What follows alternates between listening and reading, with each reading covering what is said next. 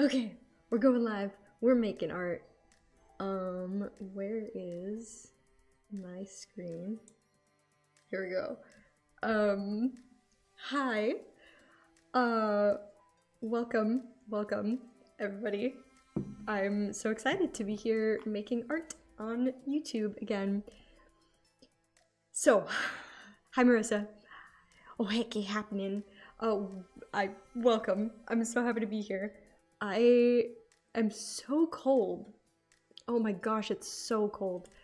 That I'm honestly tempted to turn on the space heater that is at my feet. But I'm not sure if my microphone would pick up the whirring sound. Art! Lucas, first time I'm this early to a stream. Art! Oh, yes, hi! Hi, Dallas! Welcome, thanks for being here. Today, oh gosh, okay. I'm gonna, no, I'm not gonna worry about my space heater. I'm gonna unplug this real quick. Not that I think everything would blow up, but you know, just in case, I won't worry about plugging in a bunch of extra electronics and stuff. So today, what I'm working on is, I've tried something new with my setup since last week. I have moved chat to this side of my screen. Must be chilly up there for you guys. It is, oh my gosh, it's been in the 20s today. That's too cold for me. That's too much. So yeah, did not go outside today. Do not plan on going outside for a while. What was I saying? Oh, yeah. So with my layout, for me, I can't see this, I've moved my chat to the other side of the screen so that hopefully, it's not as jarring when I'm looking on the other side of the screen to like I don't have to look as far away to read chat and stuff. I don't know. I'm just trying to refine the stream in Georgia. That's crazy. I know. But also, shh, don't dox me. I mean, I've said on the internet that I live in Georgia. So that's no secret. That's no surprise. But anyway, too cold. It's too cold. Today, what we're working on, what I have decided to work on, is last year I illustrated a book called Laurel and Red, by Kelly M. Likes. Sorry, just a second. I need to fix one more thing. Oops. Didn't mean to do that. But I mean, shout out to my supporters on Coffee anyway. There we go. So last year I illustrated this book, Laurel and Red, and it has been published. It's out. Oh, hi, Primal, hi! It's a whole 19 degrees, and that's the high here. Oh gosh. I'm sorry. I'll. No. Thank you for being here. No, seriously, it's no big deal. I'm not worried. Laurel and Red is published. It's available online through Likes Publishing, and on Amazon, and I think Barnes and Noble on their website, I think also. Laurel and Red is published. But I was talking with the author yesterday about possibly altering the cover of the book. I love the snow and cold is the shoveling that I can't stand. Oh, I love the snow. Love the snow. I just don't like being cold. So that's been rough. So I was talking to the author yesterday. Laurel and Red follows the story of two trees. It's the story of a little laurel tree and a redwood tree. This being laurel, and this being red. So the story primarily follows them, but there is an element of the story, among the cast of characters is a squirrel. who appears on a few pages in the book. And I was talking with the author yesterday about potentially putting the squirrel on the cover of the book. And so today, not only did I just kind of want to talk about illustrating children's books, but also I need to get this done, and I also wanted to stream, and I'll just do both at the same time. Lately, I've been streaming primarily fan art, which is misleading because that's actually what I draw the least of. I'm usually drawing other things. I'm usually drawing non-fan art, like animals and landscapes and stuff. Okay, so my plan is, and I have a tiny sketch next to me.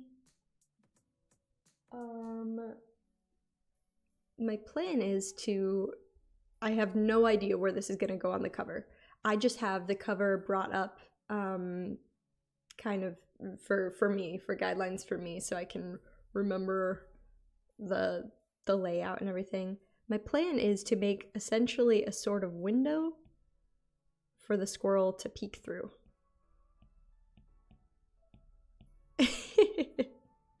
There we go. That's gonna be, sorry. It's gonna essentially be what I'm working on.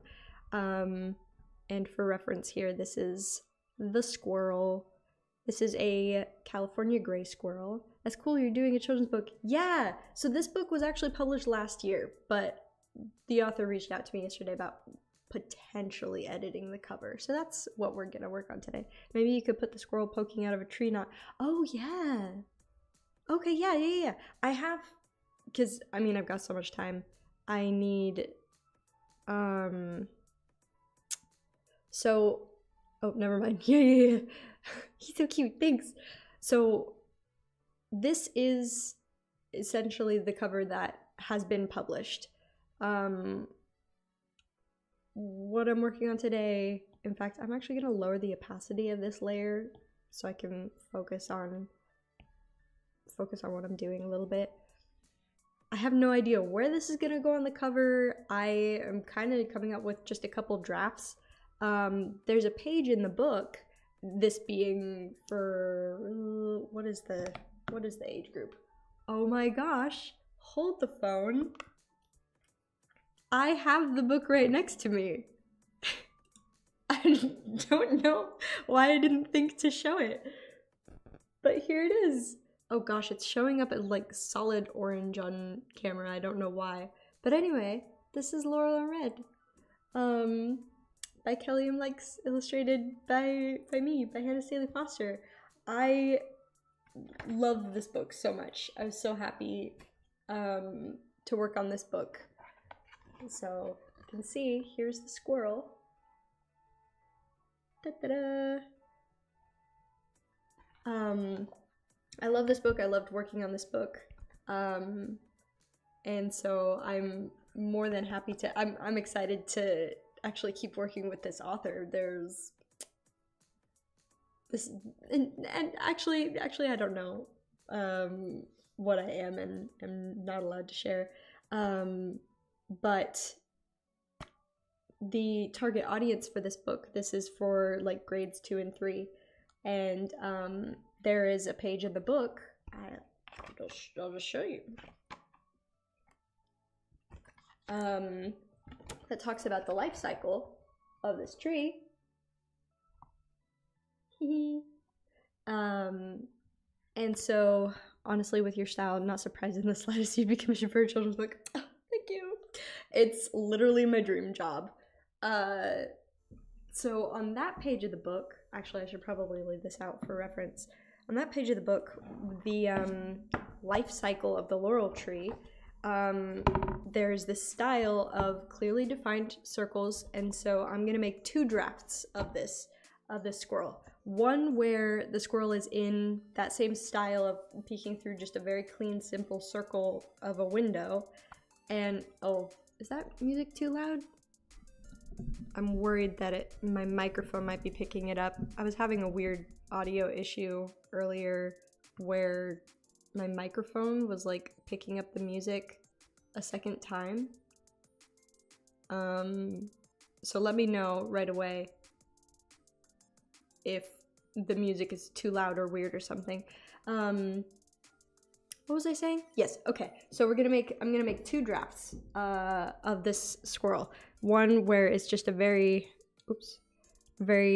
simple streamlined circle that the squirrel is peering through, and one that looks more like leaves.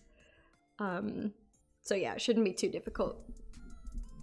I'm so excited. Yes, I've wanted to get into children's book illustration for years, and it took me a while to kind of like break into the market. We're all good here. It sounds great. Okay, cool. I've wanted to do children's books for years, and it is a very competitive field, children's book illustration. A lot of people want to illustrate children's books. And so it took me a while, but I've made some connections. I have some friends who are authors.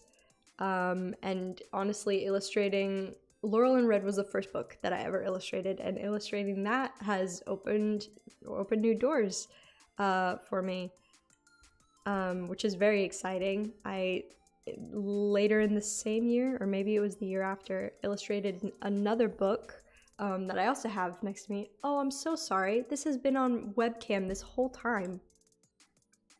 I started sketching the squirrel and forgot to change it to webcam, to the screen. That's embarrassing. But later in the same year, I illustrated another book for a younger target audience, a counting book, which is also delightful and also available on Amazon. When did you start to feel so strongly about illustration for children? It's so cool, Hannah. That's a good question. When did it start? I don't know. Maybe college. Maybe around college, because it would have probably been around college, because when I was a kid, essentially I've always been an artist my whole life. I've been making art my whole life, and so my whole childhood, everyone always assumed I was gonna go into an artistic field, but then I got to high school and I found theater. And I don't know, I found theater and was like, oh my gosh, no, this is what I'm gonna study. And so I went to school to study acting, and I loved it. I, like, still to this day don't regret a single day that I spent studying theater. Oops, I have the wrong eraser equipped. There we go.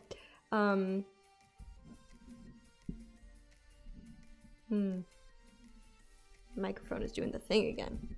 I'm just gonna try to be hyper aware of it.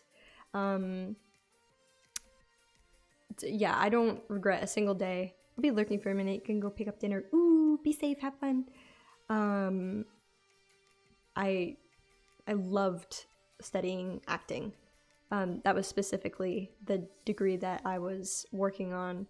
And I got so far in that program, and it was a wonderful program. Like, a lot of really wonderful people. I'll be buying both of these books tonight to read to my birds, to read to my birds. Your bird who's still well. Oh, with my wife. I remember the last time I saw you in person, you weren't sure about it. Yeah, I'm so proud of you for committing to things you love doing. Thanks, Dallas. I really appreciate it. Oh my gosh. Yeah, so I studied acting for a couple of years. I was in the program for a couple of years, and then I decided, I realized it had been a little while since I had prioritized making art, and so I actually switched departments. I switched programs. I switched to the illustration track, which is its own discipline. Illustration is its own category of art. And I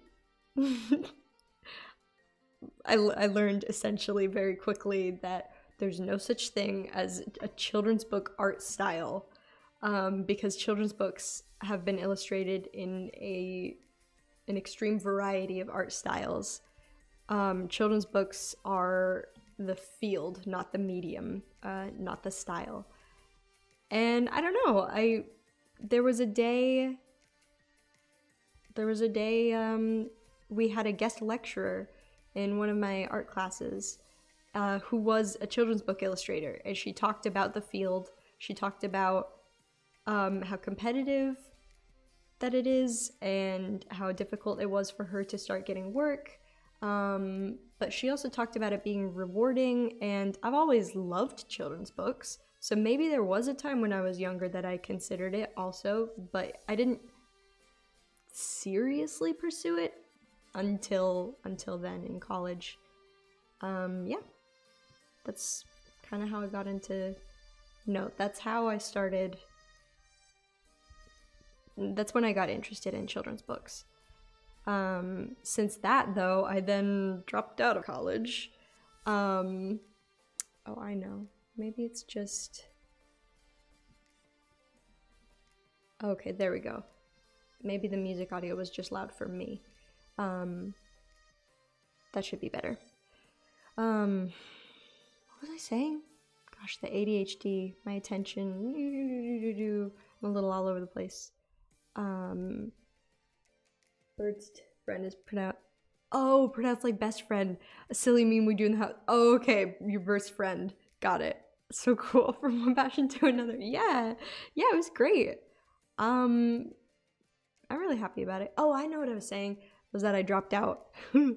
I should probably have my references pulled up for the California Gray Squirrel, but I mean, this is fine.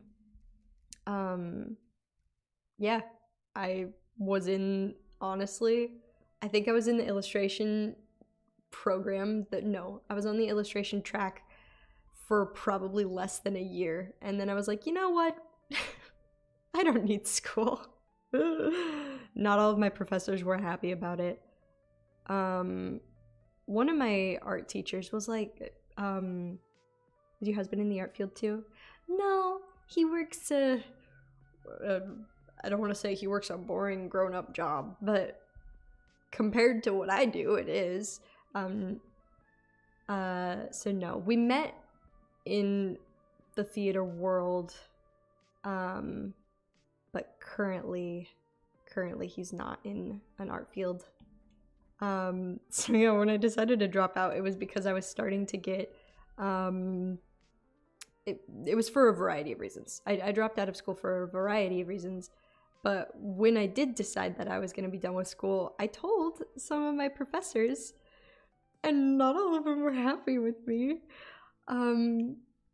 One teacher, gosh, I gotta be careful, like, sharing so much of, he's a professional, it's true. Not to say you aren't. Oh, well, I don't know. I'm not a professional at everything. I'm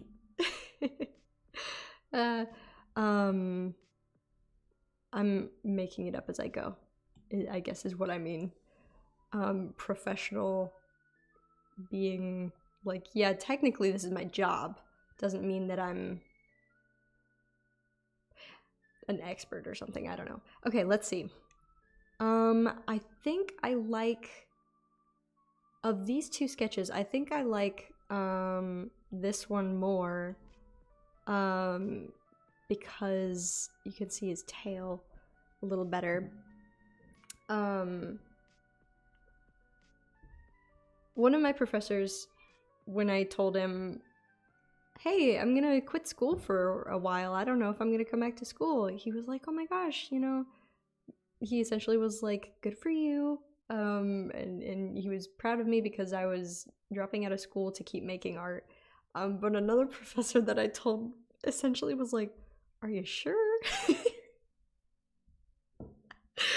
And I was like, yep, goodbye. Like, it was a nice professor who taught very well, but I don't know, I was surprised by their reaction.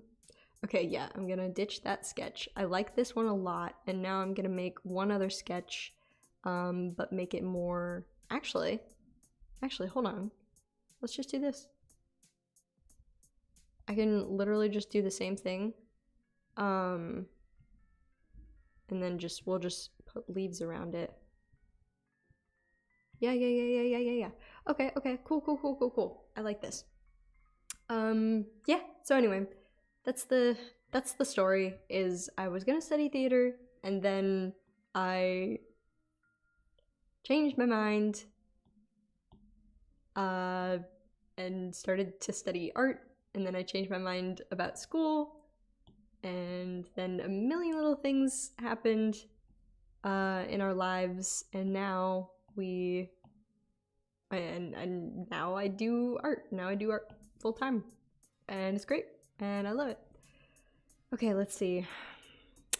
I had palettes set aside when I illustrated this book, and I'm not seeing them.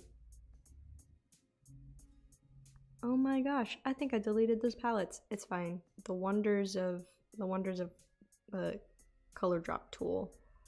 I want to start with one of these lighter grays. Yeah, like this. And then I don't know where the squirrel is gonna go. I don't actually even know if the squirrel is going to for sure be on the cover, but I'm gonna draw him, so the option is available. Did you make all those palettes, or are they pre-made? Oh, I made them. All these palettes are palettes that I've used for illustrations in the past. Honestly, I could probably get rid of some of them because there are a lot of repeat colors. But they're fun to look at, so like, I don't know. I'm gonna lower the opacity on this sketch, and then I'm gonna go for, I think I used this brush. When I did it. Yeah. I'm gonna make the sketch even lighter. It's distracting me a bit. There we go. Maybe I didn't use this brush. Oh wait, I should be able to tell. Because I have the book right next to me. How convenient. Okay, I did not use this brush. I used this other brush. That's so cool. You took time to go this. Hey, this color should go in this set because of XYZ. Really wish I was artistic.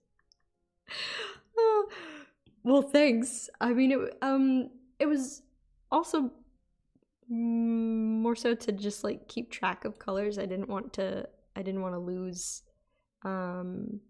because when I work on a drawing, unless yeah, I don't always, how do I put it?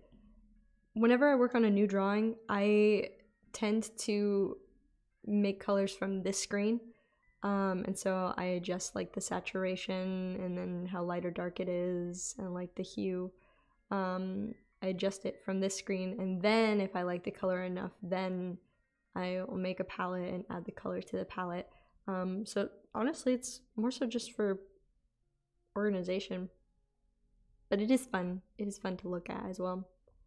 I'm gonna look at, there we go. Hello, little squirrel. Yay. Oh my gosh, Tristan, hi. Welcome. Thanks for being here. We're all hanging out. Another chill stream, another chill day. Drawing an animal. That's what I do. Okay. Yeah, here we go. Yeah, okay. I think I like this because I'm gonna keep moving forward with this sketch. But yeah. A lot of times, obviously, art will be. Why did I say obviously? It's not obviously. That's why I'm sharing this information. A lot of times, art projects like children's books will be under NDA until it's like published. But I talked with the author and was like, hey, I sometimes stream art. Can I work on this on stream? People would be able to see it. And she was like, yo, that'd be so cool. She did not say it like that, but that was my interpretation. I needed your happy-go energy. I'm attempting to draw a background, which always makes me feel less than comfy. Oh, I love drawing backgrounds. You can do it. You can do it. Let's see. From here, a brush that I used when drawing the squirrel throughout this book was actually this specific charcoal brush, and I'm gonna use Color Drop again, because I'm gonna go for this darker gray. Yeah, and good old clipping mask. That brush is way too big. Excuse me. Yeah, there we go. Okay. You can do it. I believe. Da da da da da. And then I love him so much. I know you like drawing backgrounds. I like drawing people, and I struggle to draw people. If it's not too invasive, is a children's illustration field predatory on the illustrators? Oh, or is it a kind, like, considerate business? That's a really good question. I think I'm new enough to the field that I haven't necessarily been exposed to any less than friendly behavior or business in the field. I'm sure there's stuff like that in any field, in any artistic field. I don't know if children's books are any different, any better or worse. Like, there are elements of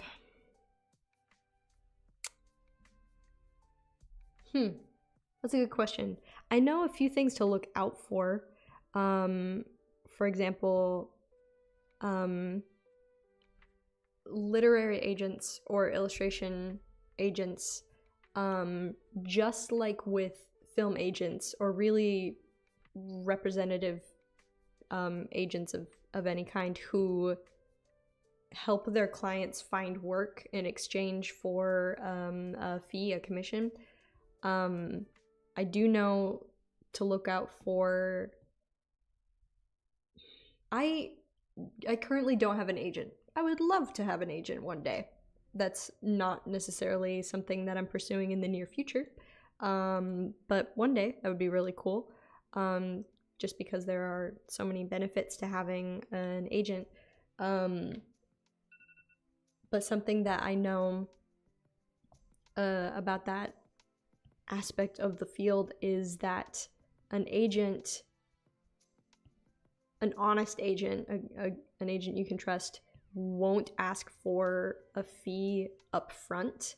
Like, if someone's like, hey, I'd love to be your agent and represent you, so just pay this starting fee so I can get started in looking for work for you. Like, that's not good business practice.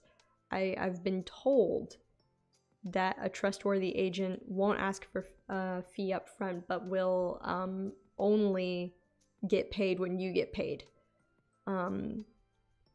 So, I mean, that of course is me having never had an agent. That is information that I've been given that applies to art agents or film agents. But as far as like any other unkind behavior, I'm not sure if children's books are unique in one way or the other. It's a really good question. So far I've just worked with independent publishers, which has been a lot of fun. I'll definitely continue to do that. I just love that. Oops. Make that brush a lot smaller. Here we go. It's got a fuzzy white belly.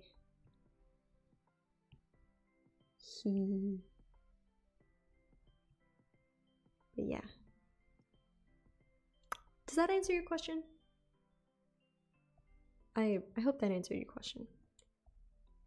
And then bring this eraser up here. Clean up that line. Yeah. I'm so excited. I'm actually just about to start work on another big project. My whole issue with doing art for people I don't know how to price it, because I feel like I'm asking for too much sometimes. Yeah, that's tricky. It honestly depends on what field you're making the art for. For example, illustrating for a book. I'm not going to price my drawings the same way as if I'm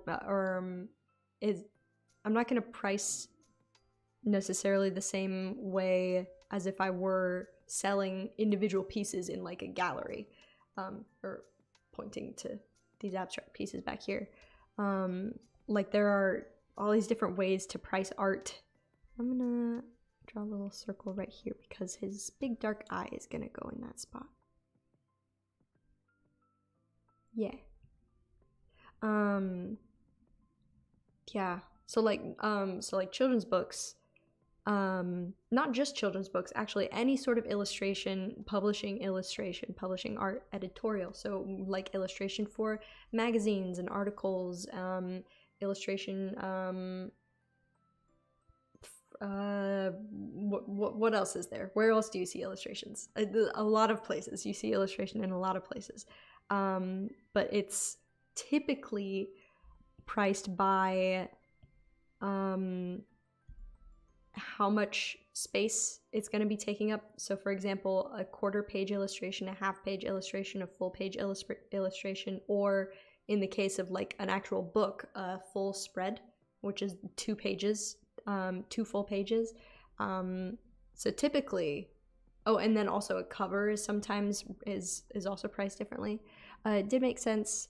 Okay, it did make sense. Oh, cool. Like any other field, in our business, there's a lot of predation or exploitation on ignorance. Oh, other businesses can and will exploit you for your lack of knowledge. Yeah.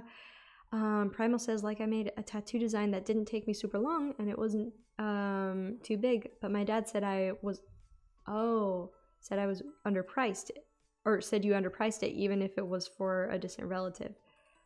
Yeah. Was it commissioned then? Because tattoo pricing is yet another example. They're also very cautious to share any knowledge of machines, maintenance, or parts. It feels very much like dragons over their hordes. Oh yeah. Oh my gosh. Sometimes something that you'll find in art fields is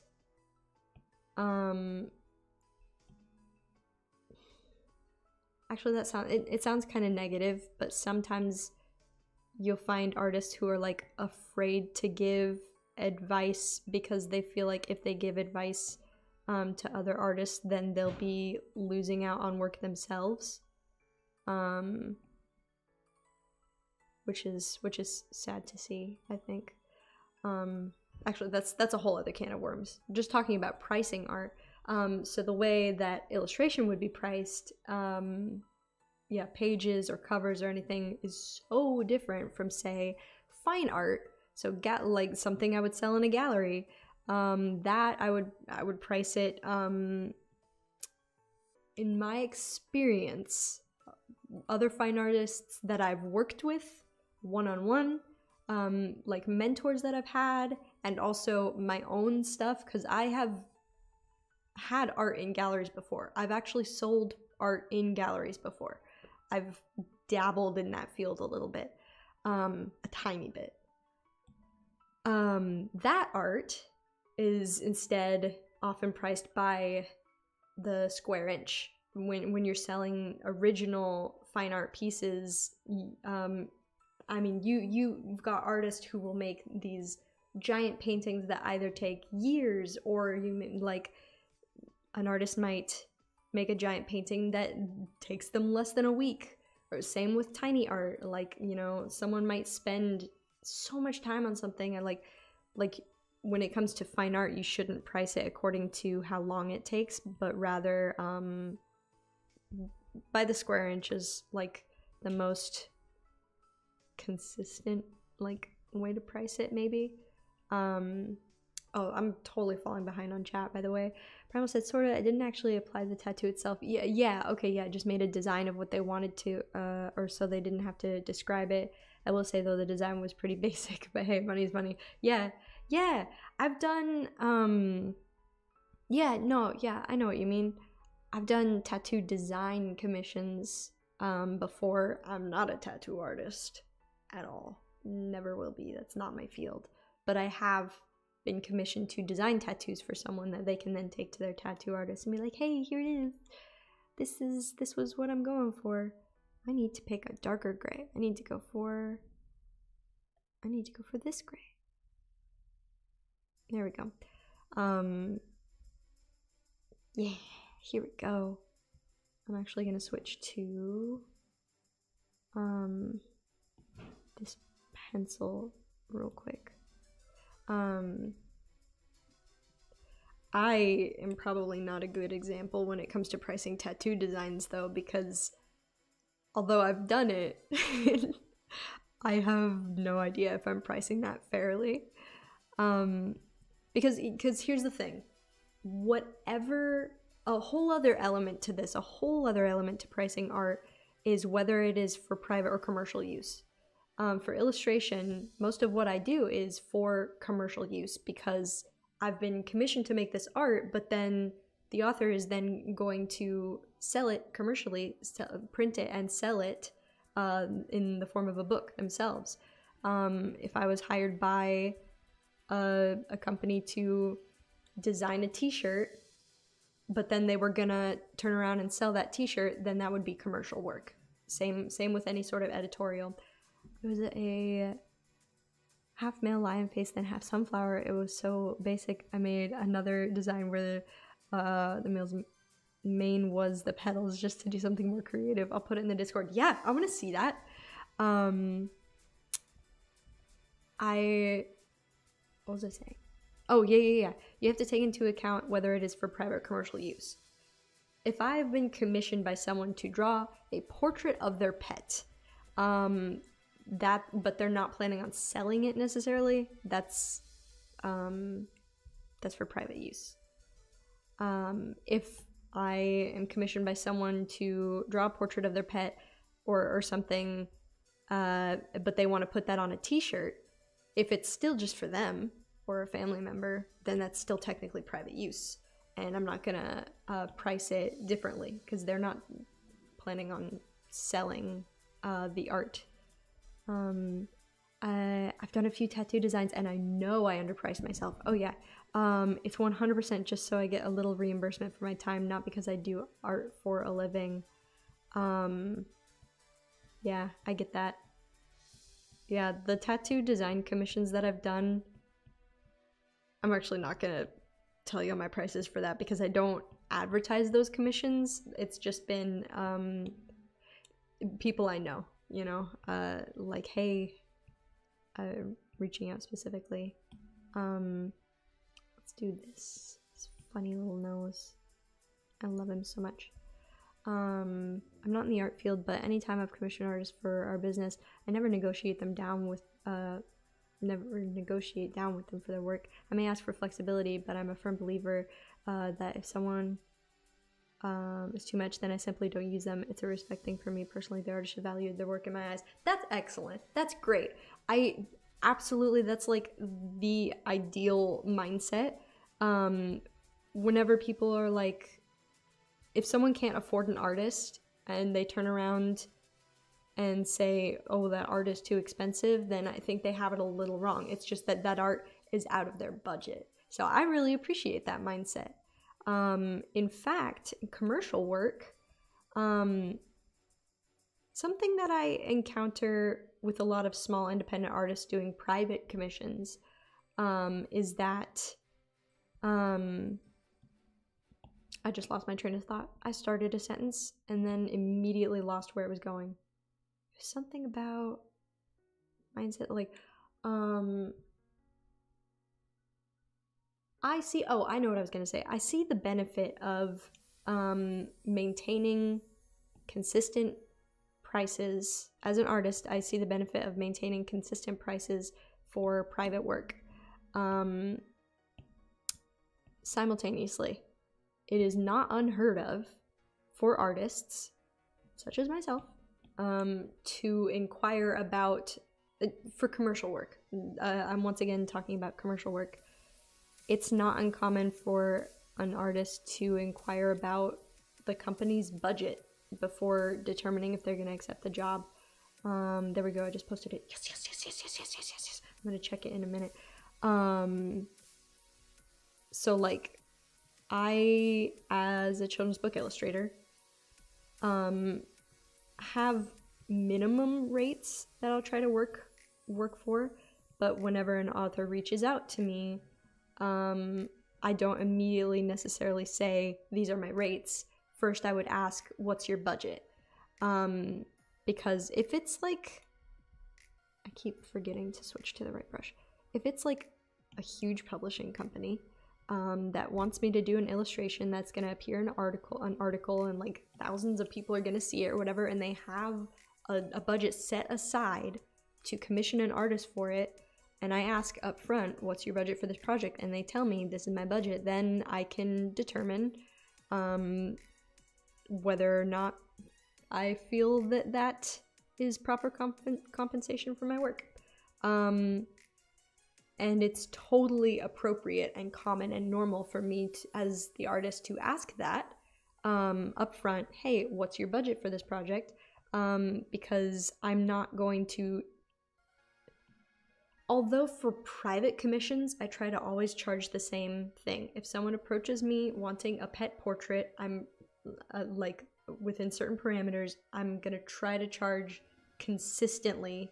Charge is, I don't know if I like that word. I'm gonna try to have consistent prices for private commissions, but for commercial work, it's totally normal for me to not charge an independent publisher maybe the same rates that I would ask of a huge publishing company.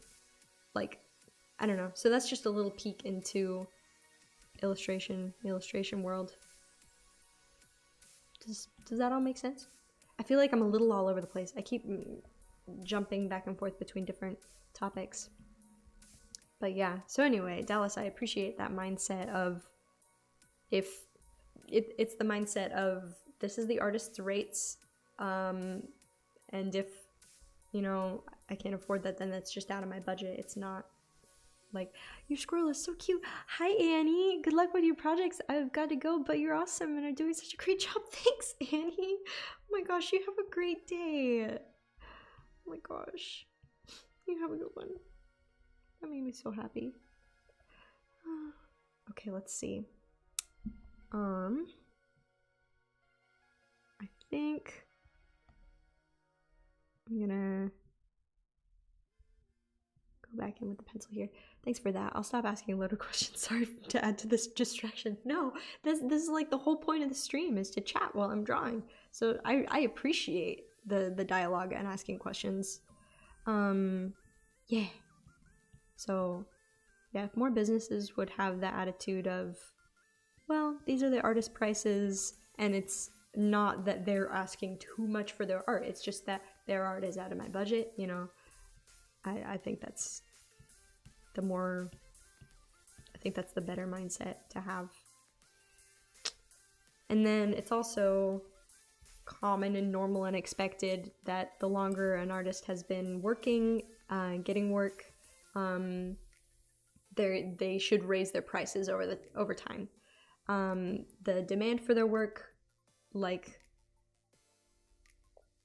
should anyway. That's just another element, is that over time, I know artists who raise their prices slightly every year, or they have like a benchmark, like every year or so they will increase their prices. I haven't in a while, but that's okay. I've been doing projects of a different nature than in the past, so I haven't really needed to. I should think about that later. About looking at my prices. But yeah.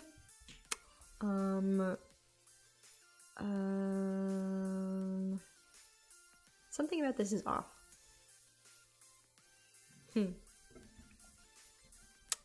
I think it's that, well,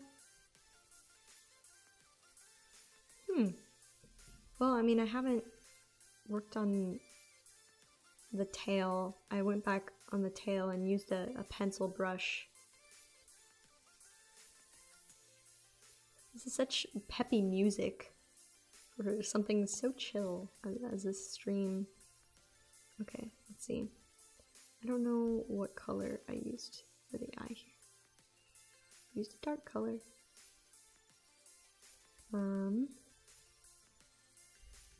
Then make a perfectly circle little eye.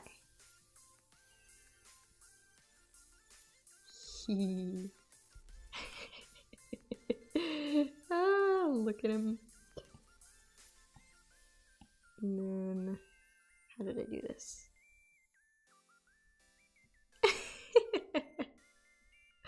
I love him. I love this squirrel. I love squirrels. I'm so happy. And then,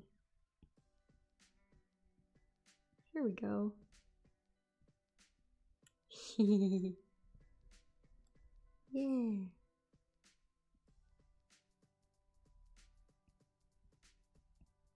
Here we go. What a funny little guy. And then I'm gonna go switch over to this lighter color brush. And then, yeah, here we go. I think I did something like this. This lighter background is making it a little difficult to see what I'm doing.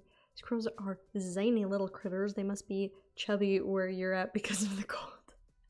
Actually, I haven't really seen many squirrels where we live. I wonder if it's... We have a lot of neighborhood cats. I don't know. Maybe I just haven't seen the squirrels. I'm going to toggle... No, what I'm gonna do... Oops. I'm going to make the background opaque again. There we go. That's better. So now I can see what I'm doing as far as like the contrast of... Oh, I need to switch to a new layer. Here we go.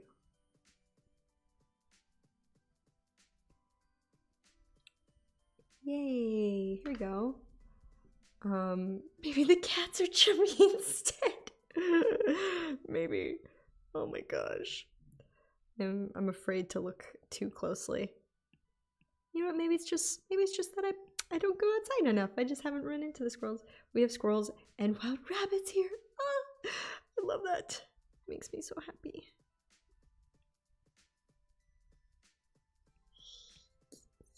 Y'all know I love rabbits. Here we go. It's all coming together. Something that I'm gonna do here that I did inside the book. Oops, I'm gonna switch back to this eraser.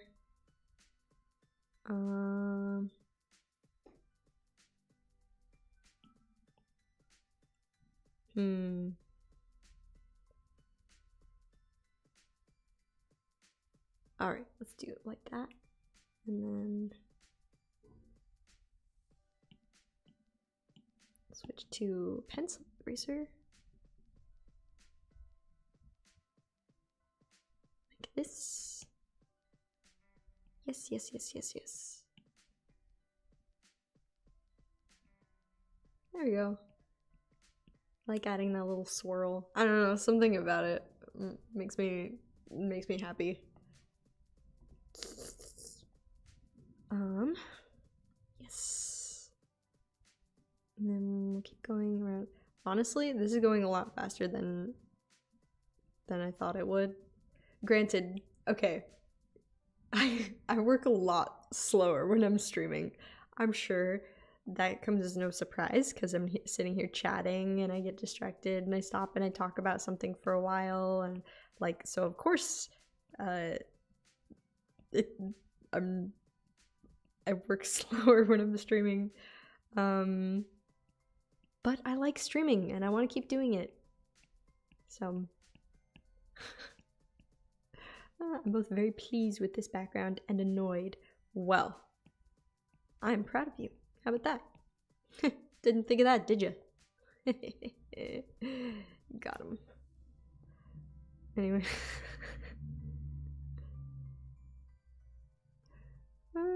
Let's see. Let's do this. I know. Oh, that's right. I forgot about adding some little lines here on his chin. I'm so excited. I'm sure y'all have seen I've been making more shorts lately. And they've been doing pretty well. It feels good. Like, I'll have people that I know IRL reach out and be like, oh my gosh, Hannah, I saw one of your shorts in the wild. Like, like, makes me happy. Okay, I don't like those two lines. We're getting rid of them. We're getting rid of these lines. It's a temple dedicated to a god of time, so I'm drawing a stained glass window made of gear shapes. Oh, okay. The shorts bring me so much joy. Thank you. I'm trying real hard. I need to record some more. I have another that's gonna go up tomorrow, but I need to record some more. Look at him. Look at this little guy. Yeah. I recorded some more shorts of like me making pen drawings. So I should probably work on editing those.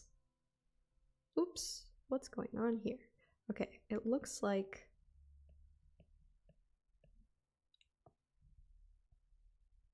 yeah, let's do that. Yeah, here we go. I want it to look not disheveled, fuzzy.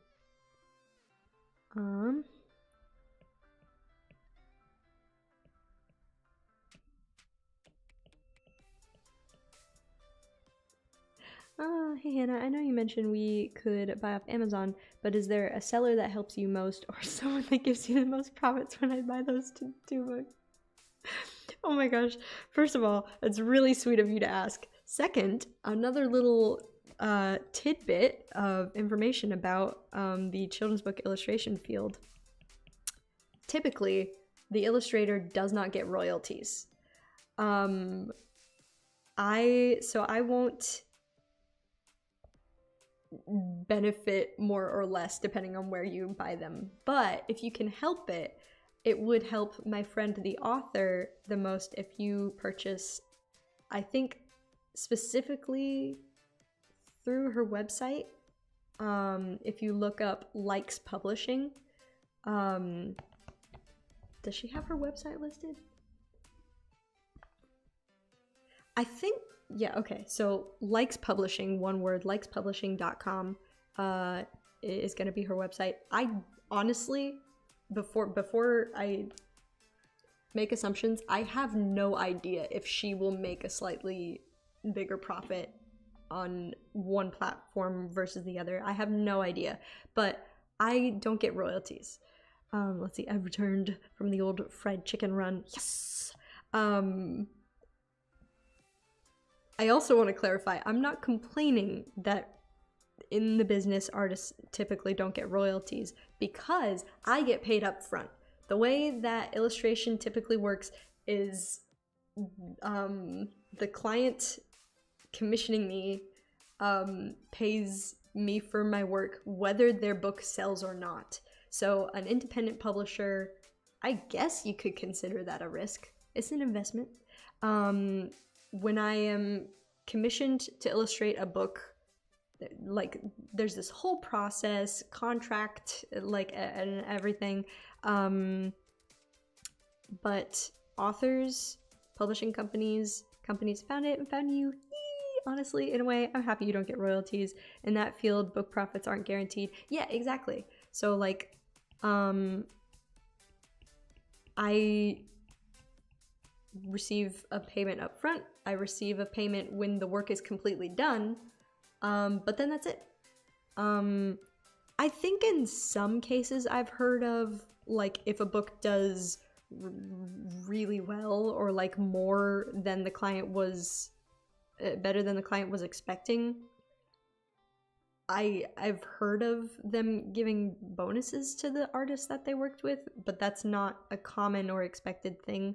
That's more of a kind, like, hey, oh my gosh, this book sold really well and I'm grateful for the art that you made to help me with it. Please work with me again in the future. Here's a bonus. Like, that's not something that you should expect to happen in the business.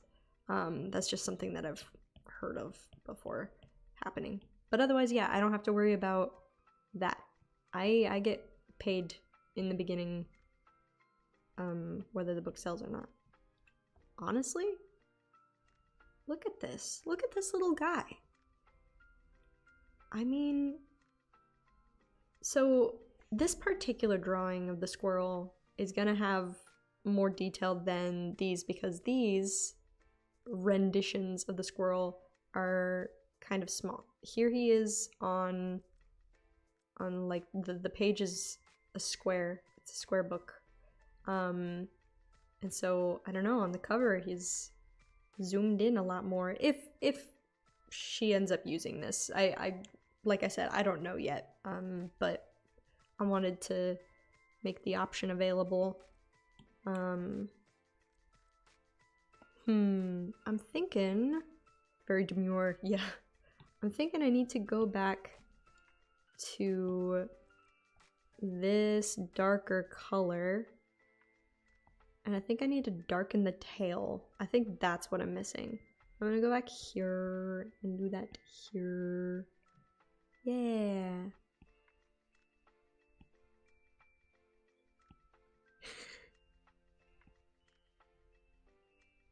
Yeah, I think that's making a difference. Ugh.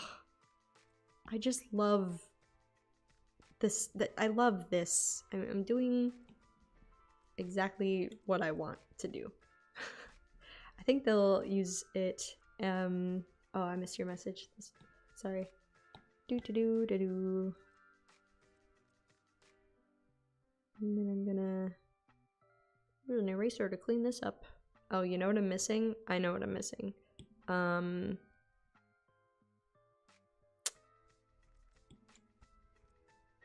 I'm missing shadow.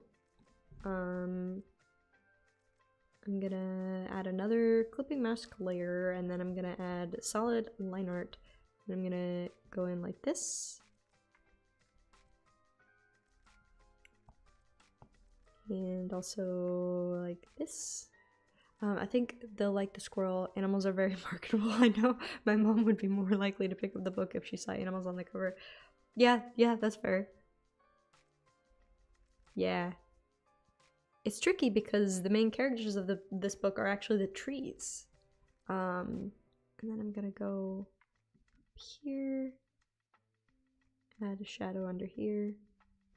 I love it. I love this book. I was so excited when she approached me about possibly illustrating it. Actually, if I'm being totally honest, I kind of was the one to ask to illustrate it, if I'm more honest with myself about this memory. I don't want to misremember how this went, but essentially it was more along the lines of her talking about being an author and me mentioning being an illustrator, and her mentioning like having this project she's working on and looking for an illustrator, and me like chomping at the bit saying like, hey, I specialize in, like, my niche is animal and nature art, like maybe that's a project for me. And she looked at my portfolio and said, yeah, I think it is, and ta-da, I got the job.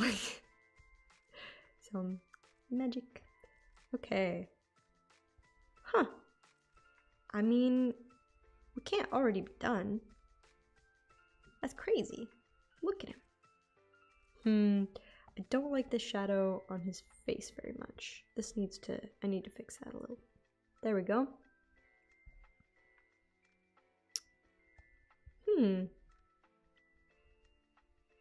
Huh. I mean, we can't. Do I just move on and draw the circle around him? I feel like, I'm gonna go back to, I'm gonna make another layer here, and I'm gonna use this chalk brush, and I'm gonna use this color. I'm gonna make it a little bigger. Are you interested in still finding time to game and geek out? Oh yeah, every day. Yeah, we game a lot. Let's see, what have we been playing recently? Oh my gosh, I'm so excited for Hades 2. I'm freaking out, man. The game Hades, the roguelike Hades, I played on the Switch. I've put almost 500 hours into that game. I love that game very much. It's one of my top 2 favorite video games of all time, and the sequel is in, what's it called? Early access? It's in early access right now. But hopefully it will be released to the public sometime this year, and so I'm freaking out so bad. I cannot wait to play Hades 2. Pokemon Day is a week from today. Looking forward to that. Yes, another perfect example of geeking out. I'm so excited. I love Pokemon. I'm gonna clean up this line. Oops, with a different eraser. I'm gonna use this eraser. Now here's a question for you now that you've seen my Dragonborn design. Yes, do I do a devil forked tail? Oh, a regular smooth lizard tail, or a more crocodile style tail, since my character is very spiky. Definitely the crocodile one, where it's got like ridges down the back of it. Like, oh my gosh, definitely. Well, that's what I would do. It's obviously, of course, up to you what you think works best with excuse me, your character design, but that's what I would go for. Heck yeah, to Hades. Also, Pokemon has been popping lately, especially in the TCG stuff. Yeah, oh my gosh, do y'all play TCG Pocket? Bringing me all the joy too. Yeah, we've been playing that. That game's a lot of fun. Oh my gosh. I feel like I've heard more about Pokemon the last month than the last year. Really? Oh my gosh. Tristan and I play TCG Pocket together. We also play a lot of Pokemon Unite. I love Pokemon Unite a lot. I don't know. People have mixed feelings about it, I guess. Because just like many other online games, it is not always perfectly balanced, and you know, it always has something going on with it, but I love that game. So we play a lot of Pokemon Unite. I'm honestly about to make my character's legs and feet go off the page since I hate doing dinosaur-like feet so much. I mean, it's a good opportunity to practice, but also totally valid. I mean, you saw me last stream specifically drawing in the Pokemon in such a way so I didn't have to Oh, thanks for reminding me to do my pull. Oh, the card pull, yeah. You saw me last stream strategically place the Pokemon in the drawing so I didn't have to draw the side I didn't want to. So totally valid. I mean, look at this guy. My chair is squeaking. I don't think the microphone picked that up. Look at this guy. Oh, another thing that I forgot to do. I'm gonna probably do this part off stream, but I wanted to try to brighten up. I wanted to make these sunbeams a little bolder. I needed Laurel to be more noticeable. Huh. I'll experiment with that. But let's go ahead and give him a little window. Let's do this. I'm gonna add another layer, and then I'm gonna use this color, and then I'm gonna go. I'm gonna reach for one of these colors. Yeah, like this. Oh, actually, I'm gonna toggle that off just to make it a little easier for me to see what I'm doing. Oh, you know what? That sketch layer has been on this whole time. I haven't even looked at the squirrel without the sketch. I should probably do that before I pronounce it and done. Oh, yeah. Yeah, he's totally fine. I think that might be done. I might be done with the squirrel. So now, let's do this. I think it's too big. Let's do this.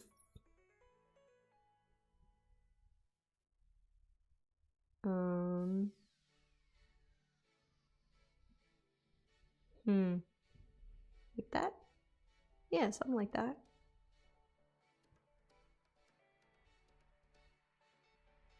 Yeah. And then I'm gonna say clippy mask. Ooh! And now it's all clean, streamlined. I love that. Oh my gosh. Okay. I'm gonna actually add that to that little group here and like say, oh, she's gonna move them around, put them like in the corner of the book or something. Sorry, I'm zoomed out kind of far. Like, oh, she's gonna put them down here. Laurel and red. And also there's a squirrel.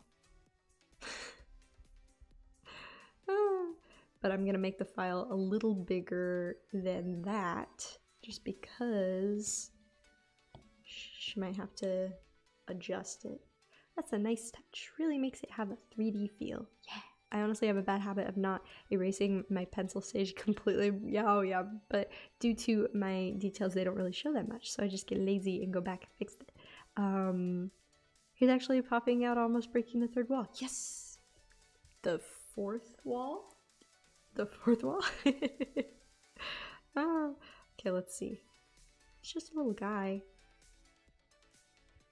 Oh, here's what I'm gonna do. So throughout the book, I use this Aurora brush a lot.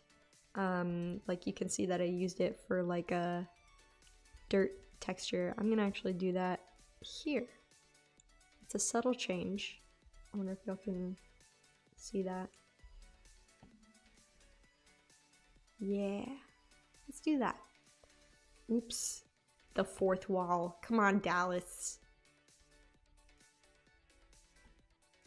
Yeah, there we go. I think it needs that texture. Okay, so now as an option, now I'm gonna step outside the circle a little bit and we're gonna, I can't believe I deleted those palettes. I used them like every day for a few months. And then I just said I was done with them? Like, what the heck? Okay, now we're going to add some leaves. Oh, you know what? Here's what we're gonna try. I made a brush specifically for this situation. Check this out. Check this out. Oh my gosh. I made this brush. I made this brush. Granted, I like started with the skeleton of another brush, but I was like, you know what? I can use that. And then I turned it into this. Yay! Here we go. Oh my gosh.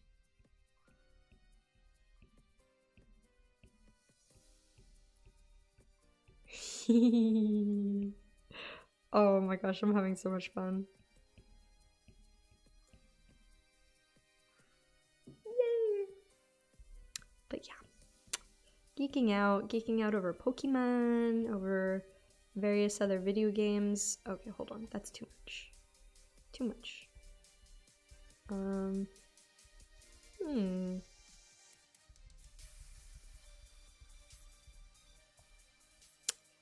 Okay, let's try this again. I'm going to move him up here so I can see what I'm doing. And now we're gonna try again.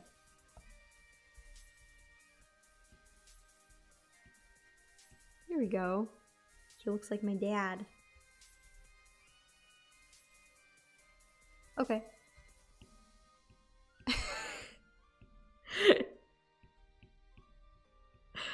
Sure, hun. Sure, Tristan. Why don't I like this? Why isn't this going the way that I want it to perfectly? Huh. Alright, you know what? I think maybe I'll try hand drawing the leaves.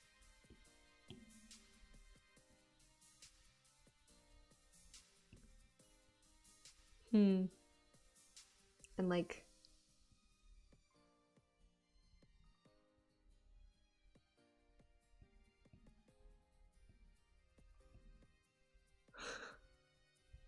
yeah, that might be a little better.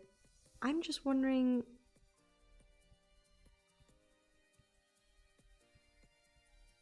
are the leaves, am I gonna try to make them look like they're in front of or behind? Maybe the circle behind them should be darker. Oh yeah, maybe. Right now I'm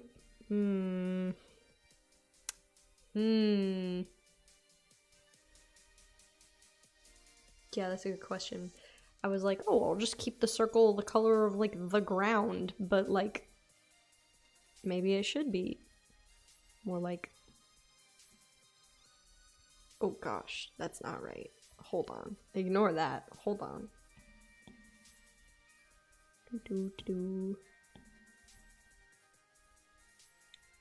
Maybe it should be darker. Hold on. I'm gonna do this.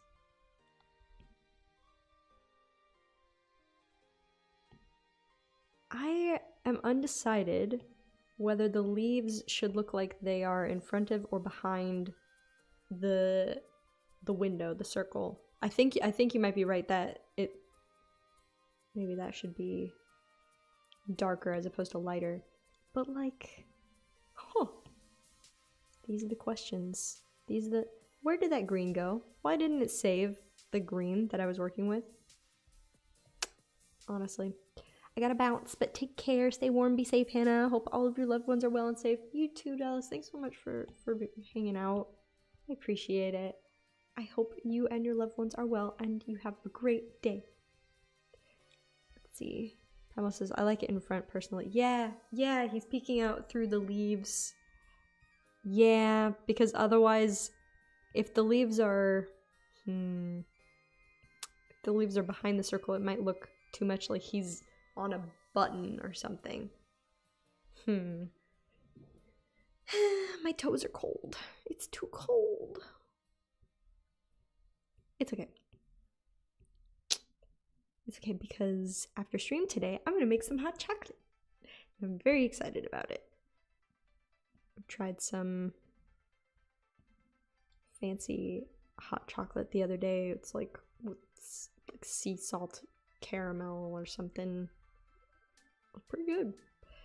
That is one of the major benefits of it being cold weather, is that makes it hot chocolate weather. And I'm a fan of hot chocolate. Okay, I'm thinking that does look better than the other leaves. The other leaves are fun. But for this, I think it needs to be these hand-drawn leaves. Yes. Oh gosh, what am I doing? What am I doing? At any given moment ever. Okay, here's what I'm gonna do. I'm gonna make this sketch. What is happening? There we go. Yeah, let's do that. And then, nope, that's not dark enough. Okay. I'm gonna do this. There we go. Okay, I can see that a little better. And now I'm gonna make another layer. And now I'm gonna switch to this brush in this color. I'm going to lower the opacity of the sketch a little bit, maybe a lot of it. And then we're gonna go through and add some leaves. Yay, like this.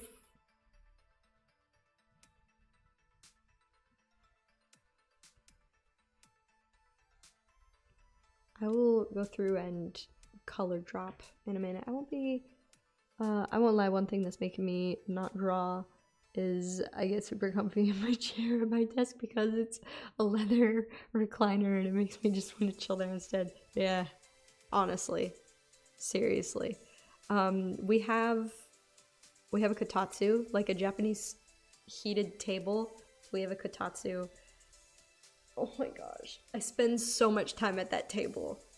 It like got me out of bed today, but then I just was hanging out under the kotatsu and it's like, you know, all covered in a blanket and the heater's on, and so it's like you're trapped in this little warm pocket. Like, oh gosh. Yeah, it's kotatsu weather outside right now.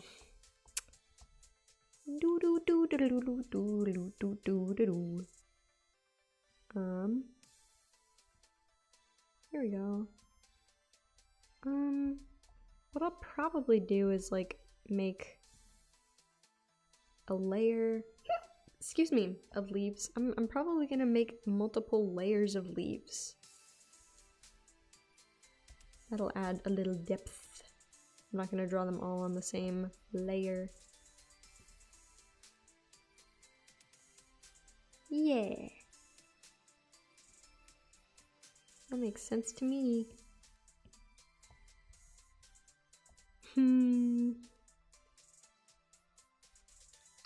See, I'm hot all the time, so I don't know if I'd like that. Oh, okay, yeah. I'm cold all the time, so the kotatsu is perfect for me. I love my desk. I love my desk, I do, and I'm grateful for it, and I use it, and I'm using it right now, and it's great. However, I have on the coldest days started doing my work at the kotatsu instead. It's fine. Luna can see me through the open door. Like where our kotatsu is versus where my art room is. Luna can still see me. So everyone's happy. Let's do this. And I'm gonna add leaves here.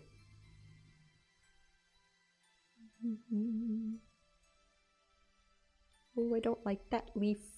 So we're gonna redraw it. There we go. I just got really bored all of a sudden. Which is crazy. I'd sleep in a freezer if I could. Oh my gosh. I'd sleep in an oven if I could.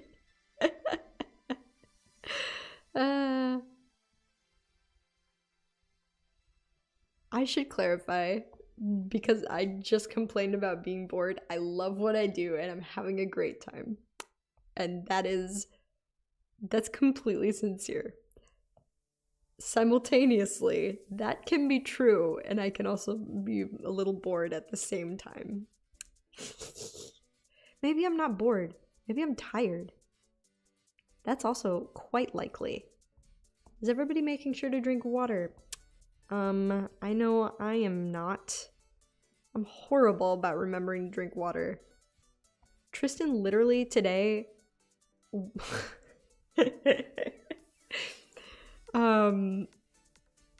y'all may or may not recall that I have a water bottle that I almost every day keep stocked with juice. I just don't drink enough water, and we just washed it in the dishwasher, and Tristan filled it with water and basically told me, like, you have to drink this entire bottle of water before you can have more juice.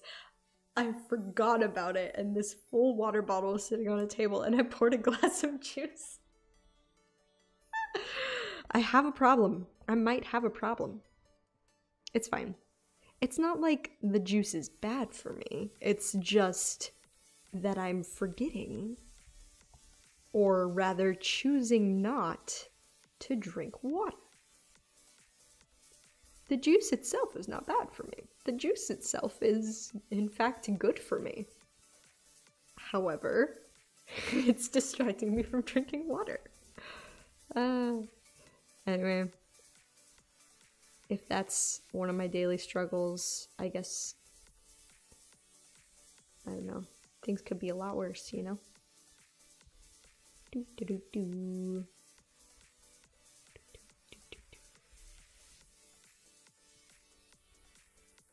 This is happy music.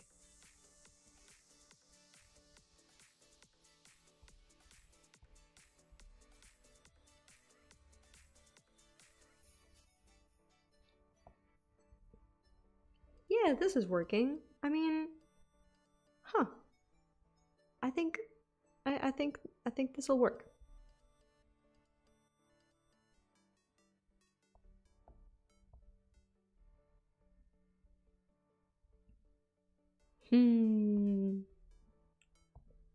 I like it. Making a nifty little window here.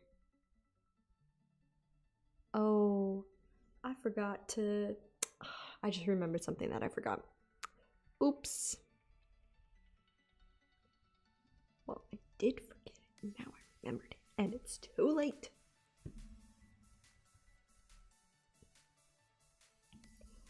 I just remembered essentially that I was going to share this stream on another platform, and I didn't.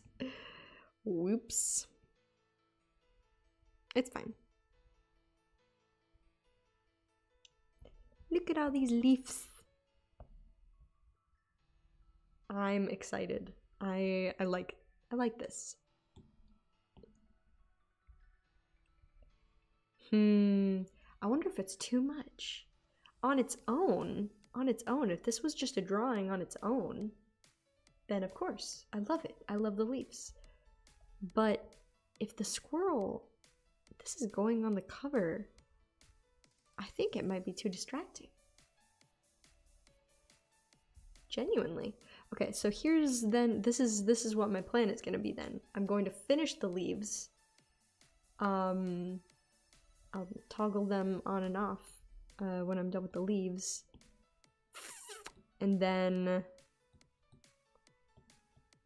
I don't know, I'll finish rendering the leaves and I will offer both options.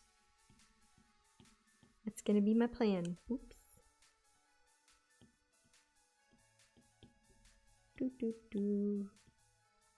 Oh, color drop tool, I love that. It's so convenient, oh my gosh. Okay, let's hide that sketch layer. Oh, I missed a spot. Yes, and now let's make another layer. Is this an empty layer? Yes, it is. Okay, good old clipping mask.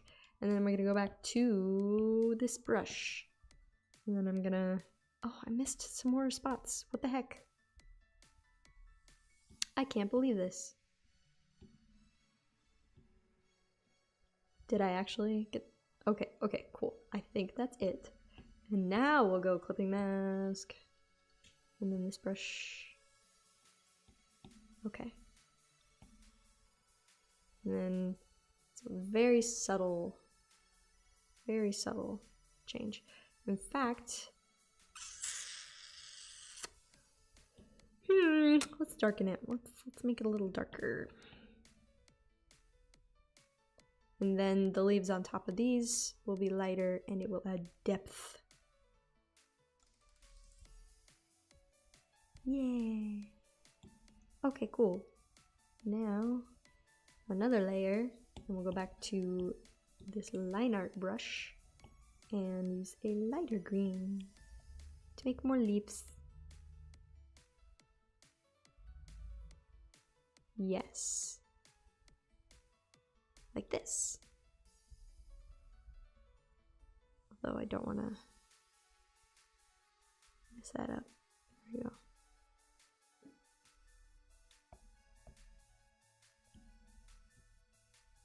There we go.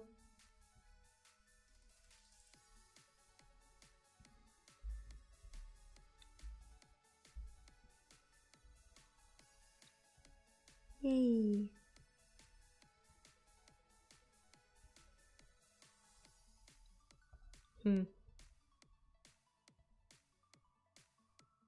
Oh, okay, I don't like that leaf. Let's try again. See, I'm all in the zone drawing these leaves, so I'm not really making much commentary. I hope y'all can forgive me if I'm a little quiet for this. I can do leaves and flowers. Anything past the tree trunk I suck at. I can't get the organic look of branches going all over the place. Oh, got it. I love drawing trees. I've drawn so many trees. So I can understand that. It's tricky. I think I've just done it enough times now though that I'm not afraid of it. I'm not afraid of the branches and everything.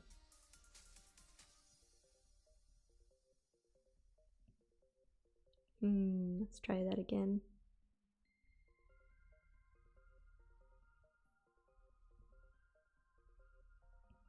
Here we go. I love doing bark in particular. It's a fun texture to work with. Yes, absolutely. Oh my gosh.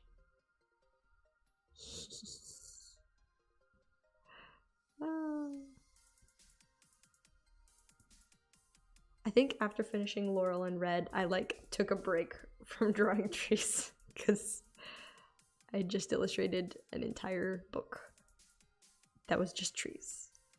That's not true. There are animals in the book. Drawing trees is like drawing friends or hands. That makes more sense. It's like drawing hands. They can feel your fear. Yeah, that's an excellent analogy. Maybe that's why I lean so heavily into stylization. I stylize my trees and then they can't hurt me.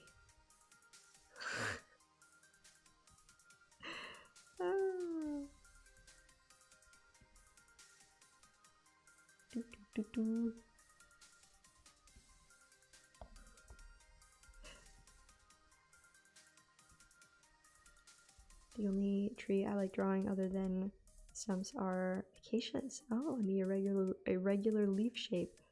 Most of the branches are obscured. Oh yeah. Also, no, never mind. Never mind. I don't know what I'm saying. I'm all brain fried. Did y'all ever read a book called How to Eat Fried Worms? Were y'all required to read that book, How to Eat Fried Worms? I don't know why that's in my head right now. Plus it's not an African animal drawing without acacia trees in the background. Am I saying that right? Is it acacia trees? Something like that? And yeah. I don't actually know the whole range of where those trees live. Can safely say no to that one. Oh, to how to eat fried worms. I hope I didn't dream that. If that, I must sound like a crazy, that is how you say it. Okay, cool. I must sound like a crazy person.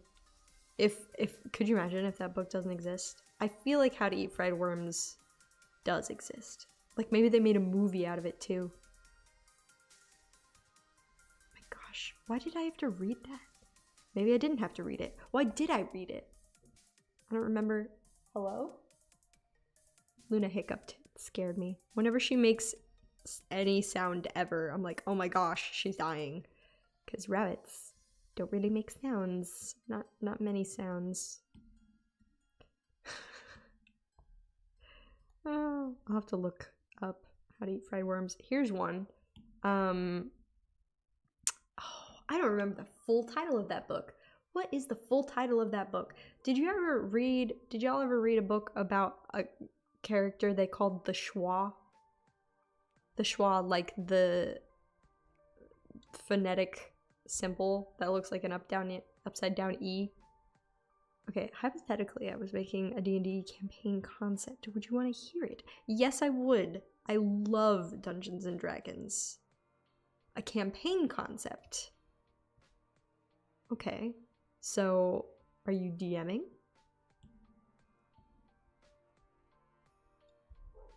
This is crucial information.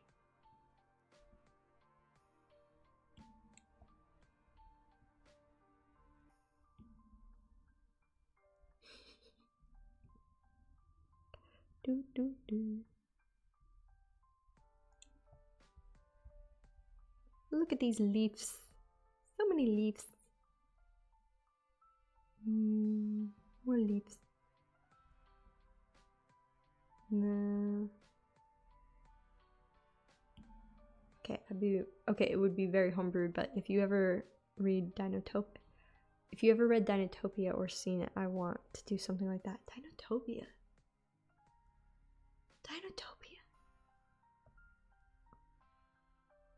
Huh. I don't know if I have. Is that... Okay, so... Is it... let's see, mixed with a bit of Pokemon, where I give my friends, based on what they rolled, a dinosaur companion. Oh my gosh. What is Dinotopia? It sounds great. I have a friend who really, really loves dinosaurs. I wonder if they have heard of it.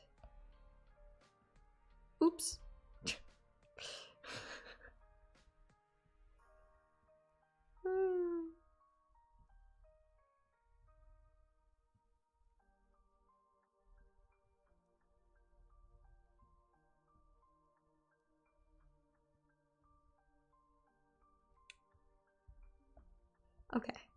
Okay, I think it's coming together. I do think the leaves are too much, but I'm gonna finish rendering them anyway, so let's add another layer here. Gonna go back to this texture brush. Check out Tomb of Annihilation, it has dinosaurs. Oh my gosh. You know, I've never played through Tomb of Annihilation. I don't think. Have I? Have we done Tomb of Annihilation? I don't think I have. Unless we have. I don't think I have. La la la. Add a fun little texture to the leaves. Here we go. Okay, it's a really neat book simply for the art. I really recommend it. Okay, basically it's a series of books where it's an island or place where people and dinosaurs live together in this kind of 1800s style. Oh, I think maybe I've seen it. I've seen like drawings of like dinosaurs with like saddles on them or like pulling carts. Is that from Dinotopia? And then Marissa says we've not done Tomb of Annihilation. Okay. Well, I hope I get to play that someday. I don't know anything about it. Okay, so here is... We're gonna put him in the corner. I'm gonna shrink him down a little bit. Say we're gonna put the squirrel here in this corner of the book. I've done a very, very condensed version and had a TPK. Oh. And Primal said, yeah, basically. Okay, about the dinosaurs. Oh my gosh, that sounds great. Okay, cool. So that, but D&D. Yep, I see it. Have you, Primal, seen the Pokemon RPG? Like, it's the rules and everything already exist. It's very cool. I'm gonna have some water. Everybody drink water.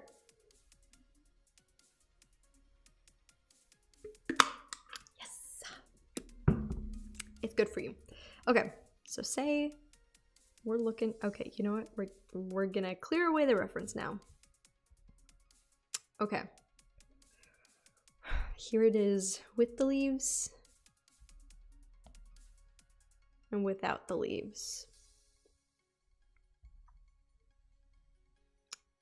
I don't know.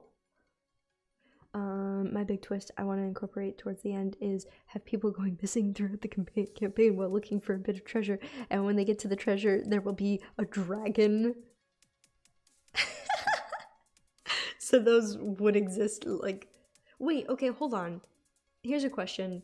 Do dinosaurs exist in regular D&D? Because Marissa, you said Tomb of Annihilation has dinosaur stats. Do dinosaurs exist in, like, regular D&D already? What's the lore on that? I don't know. Okay, let's see. Gosh, I don't know. Which of these is better?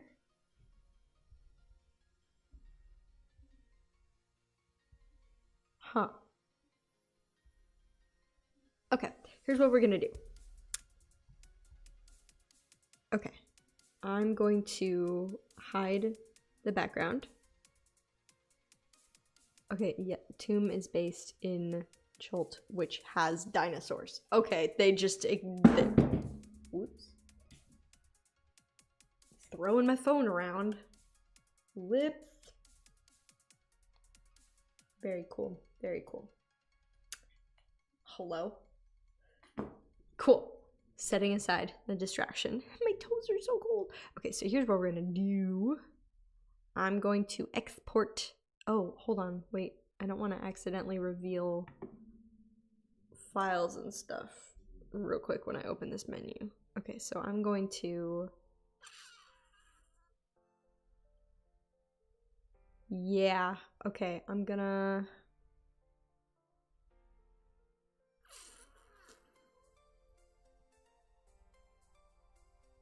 I'm going to export this file both with and without the leaves.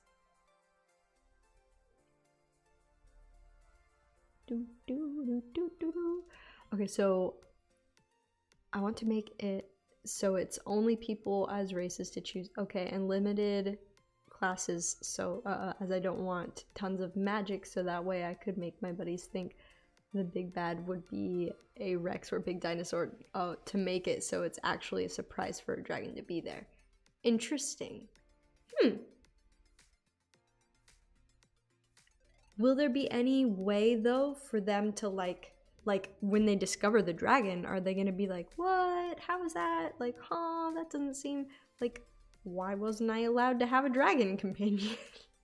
I don't know. Okay. What should we do? What time is it? How long have we been live? We've been live for 1:40. Honestly, we finished drawing the squirrel.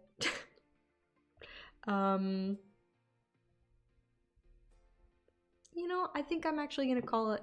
I'm gonna call it a shorter stream today. I know last time we were live for like 3.5 hours.